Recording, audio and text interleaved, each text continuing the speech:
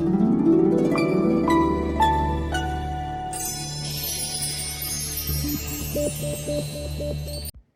going forward for resistors in parallel.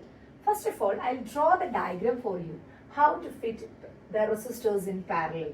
So then we will analyze what all are the characteristics. So we have three resistors like R1, R2 and R3.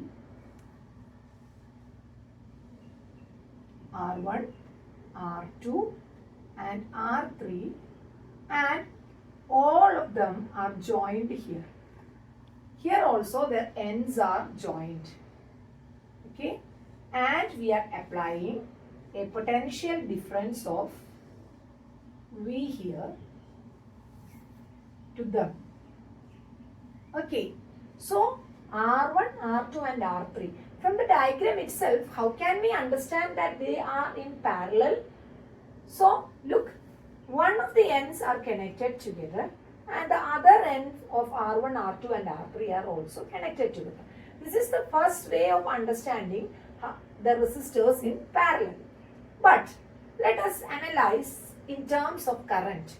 So we know that if there is a battery, let the battery be driving a current through I, so that the total current in the circuit reaches here. Look children, we know that the resistance is inversely proportional to current, or current is inversely proportional to resistance, right? So how much each resistor admits, in that way the current gets divided here, so that some current, say I1, passes through here, the other amount of current I2 and I3. So at this point the current gets divided. So this is the essential characteristics to understand the resistors, whether the resistors are in parallel or not. If we feel that in two resistors different current passes, or we feel that the current is getting divided to different branches, that branches can be in parallel connection. So what happens to this I1, I2 and I3? All will come here and they will join and reach the negative terminal of the battery joined back.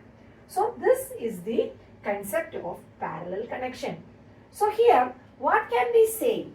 I is equal to I1 plus I2 plus I3.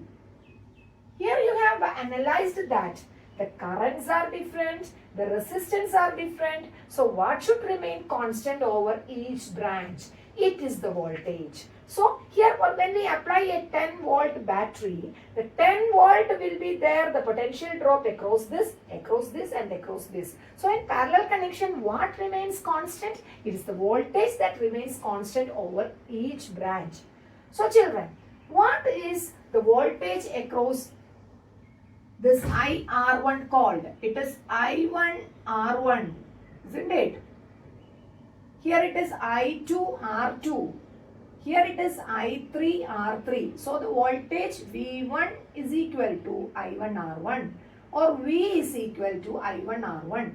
Here the voltage V is equal to I2R2. The all voltages are the same. Here voltage V is equal to I3R3. So whatever we apply, the voltage is same across all these branches. So what can we write for I1 from this? V is equal to I1R1. So what is I1? It will be V by R1. Then what is I2? It is V by R2. And what is I3? It is V by R3. You know, the V is the same there in all the branches. Now it's the time to draw the equivalent diagram. How will you draw the equivalent diagram? Or what do you mean by an equivalent diagram? In which all these three resistors put in parallel, they will give an effect. So that effect of the resistances connected in parallel is called the effective resistance. Here I am drawing the effective resistance of Rp, and we are applying the same voltage. As we are applying the same voltage, this voltage should go through the effect of this resistance, and the current is I. So how can we say as the total I? The total I can be written in terms of the diagram as, because they are equivalent. V divided by Rp. So cutting off this V in all the diagrams, we can understand, we can write a relation like 1 by Rp is equal to 1 by R1 plus 1 by R2 plus 1 by R3.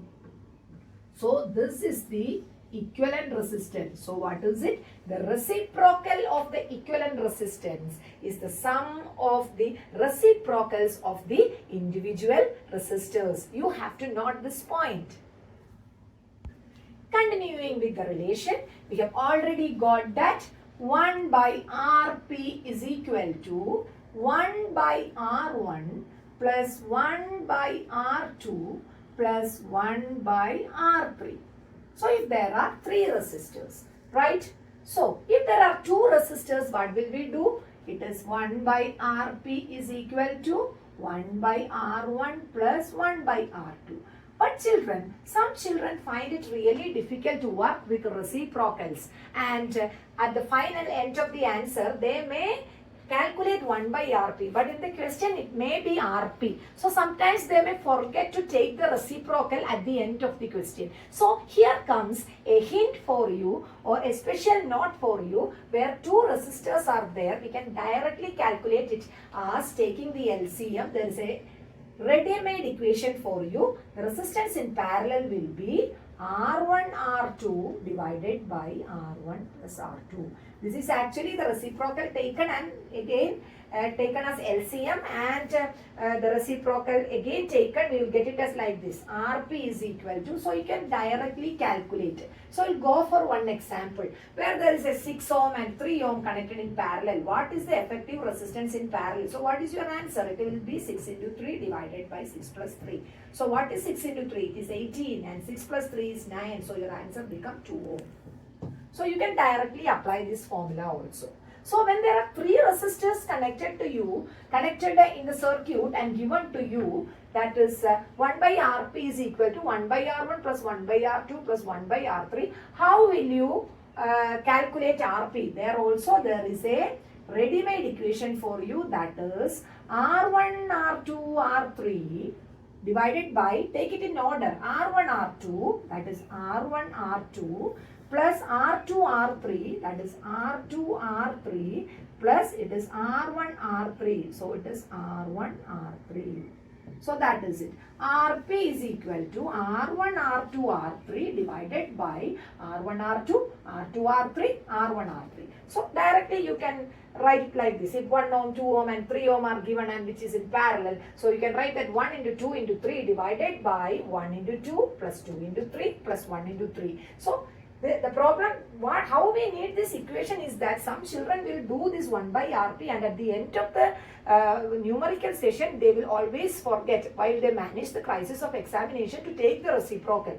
So whatever it may be, you can take the direct formula whenever needed. And of course, these formulas are highly useful for you for tackling the multiple choice questions. You can directly take this formula and do it. Thank you, children.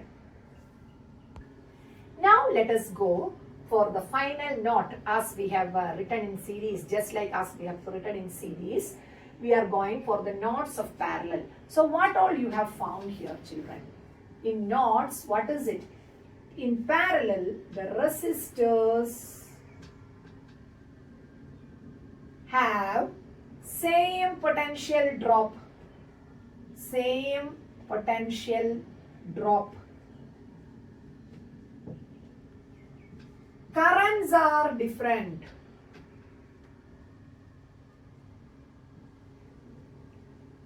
And the current will be inversely proportional to the resistance. And the third point is 1 by Rp is equal to 1 by R1 plus 1 by R2 plus 1 by R3. So let us take an example. So there are 1 ohm, 2 ohm and 4 ohm given. So what will be the effective resistance? 1 by Rp will be 1 by 1 plus 1 by 2 plus 1 by 4. So what is it? It is 1 and 3 by 4 ohm as 1 by Rp, right?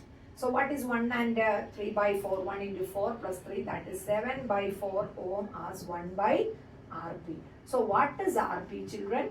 It is 4 by 7. That is less than 1, right? So what is the effective resistance here?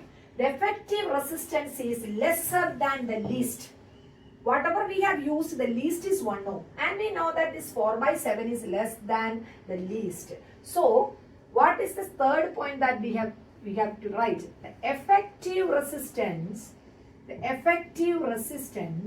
is lesser than the least. The effective resistance is lesser than the least of the resistances used. Geometry is not the point while you do the numerical. If there are 3 resistors given and if you get an answer which is greater than the least, your numerical analysis is wrong. You have to note it. The effective resistance is lesser than the least of the resistances used. So children, moving back to the final point, what is it? We have already done the final point. There are n resistors connected in parallel. If there are n resistors connected in parallel. So let us begin it with the 2 resistors, identical resistors connected in parallel. So what is it? Rp will be, here R1 is equal to R2. There are 2 resistors but they are identical. So we get it as R. So what is Rp? We can write as R1 R2 divided by R1 plus R2. So what is R1 into R2? Here both are R. They are identical. So what is it? R into R divided by 2R. So 1 R get cut. It is R by 2. So if there are 2 resistors, it is R by 2. The same way, if there are 3 resistors, we will get it as R by 3. So my question is for you to generalize it. If there are n identical resistors, connected in parallel, so what is the effective resistance? The effective resistance will be the value of 1 resistor divided by n. So this can work well when you have your multiple choice question. If there are 100 resistors of 2 ohm each, what is the effective resistance? So the value of 1 resistor is 2 ohm and there are 100 resistors, 2 by 100, your answer turns to be 0.02 ohm. There is no need of doing like 1 by R1 plus 1 by R2 like that. Hope you have grasped the concept of resistors in parallel. So this is very essential. You have to study it before we go to the numerical sessions of resistors in series and parallel. See you soon. Thank you.